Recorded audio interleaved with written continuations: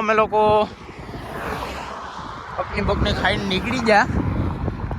હવે સાંજે તો આપણે લાટીની દાળ બનાવવાની છે ભાવેશભાઈ.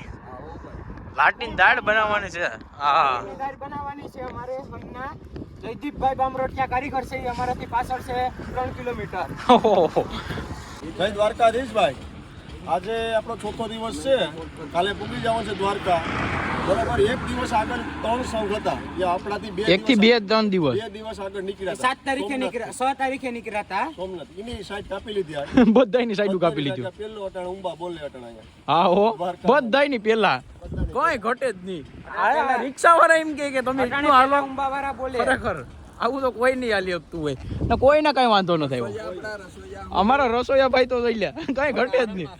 આરામમાં જ હોય. તૂટ્યું હોય ને હુઈ જ જવાની વાત આવે. રસોઈ બનાવ એક નંબર. કાયદેસર જવું હોય ને ભાઈ દ્વારકા યાત્રા કરવા ને રસોઈ માટે લઈ જાવ તો ભાઈને કોન્ટેક્ટ કરજો. હા કઈ ઘટે જ નહીં. એવી રસોઈ બનાવે.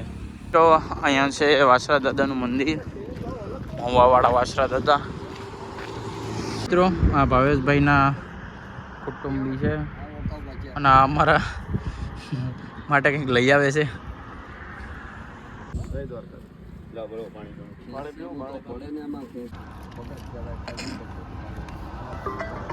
મિત્રો રસ્તામાં સરસ મજાના બોર મળી ગયા છે આપણે.